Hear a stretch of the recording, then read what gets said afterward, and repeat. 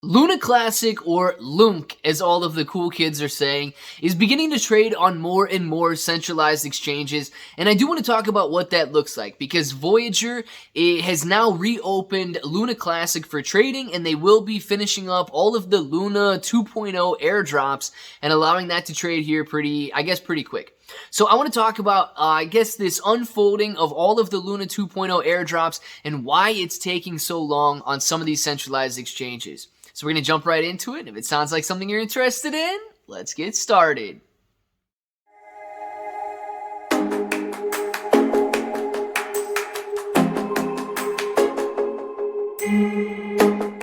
What's up, everybody? I'm Clay. I'm here to make 2022 the best year ever. If you haven't clicked that subscribe button, make sure to subscribe to the channel. Join us, become a bro. We are here every single day, and we are growing our portfolios together. And look, if you're brand new to investing, you don't know how or where to buy stocks in crypto, get a link in the description below for Webull. Super simple to set up your account. You're going to get 6 free stocks during their anniversary promo. $1 in crypto trade gets you $5 in free crypto. And then if you guys want $50 in free Bitcoin, you've got a link for Voyager down in the description, and you guys are going to get $50 in free Bitcoin for a $100 trade. So make sure to check that out as well.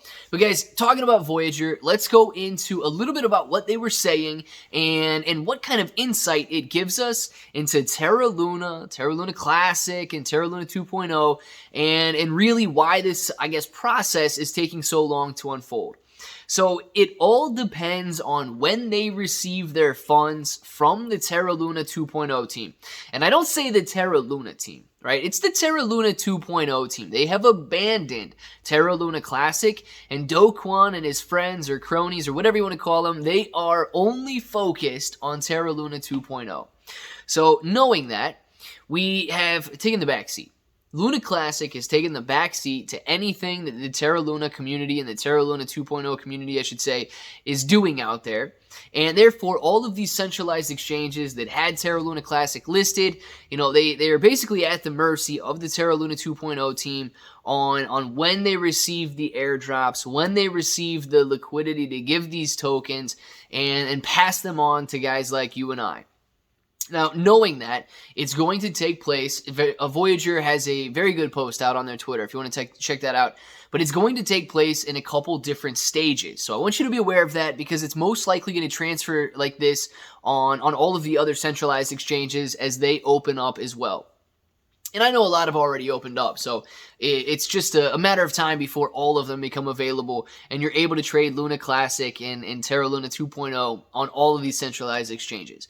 So if you're looking at Voyager, you are able to trade Luna Classic right now. I have verified this myself. You guys can go out there and check it out if you want. I did see a couple people in the comments section saying that they were unable to trade Terra Luna Classic, closing and reopening the app, or force shutting it and then reopening it. Should allow all of your caches to be cleared and allow you to trade your Terra Luna Classic if you wish.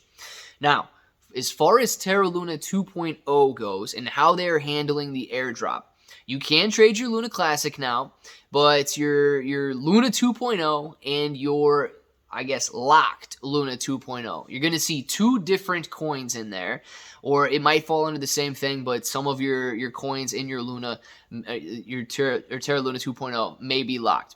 So if you're looking at it, they are basically at the mercy of when they receive them from the Terra Luna 2.0 team. But knowing that, let's talk about the difference between locked and unlocked, because I'm sure there's going to be a decent amount of confusion between some people who didn't understand the vesting period on the, proposal. Let's call it the proposal that Do Kwon had out there as to how to handle this Terra Luna 2.0.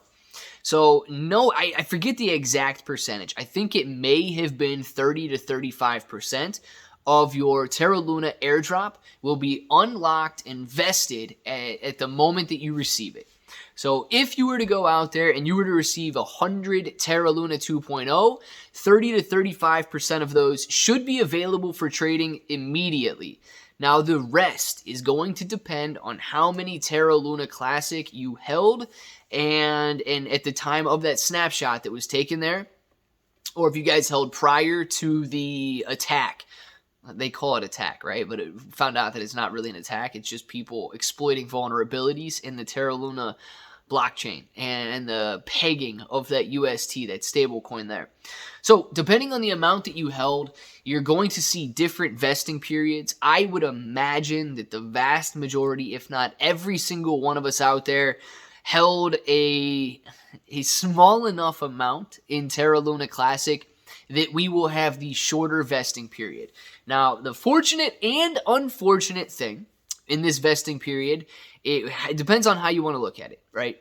Some of these tokens, they are going to vest over a year-long period, which means that you will not be able to sell them for a very long time. If they are locked, they are not vested at that point, meaning that they are not yours at that point, and you cannot trade them.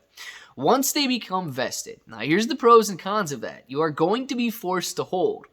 At that point, Terra Luna 2.0, it could be as worthless as your Terra Luna 9.0 is going to point out. Because I'm sure that Do Kwon is not going to try and salvage Terra Luna 2.0 if he has the opportunity to make a 3.0, a 4.0, a 5.0, and so on.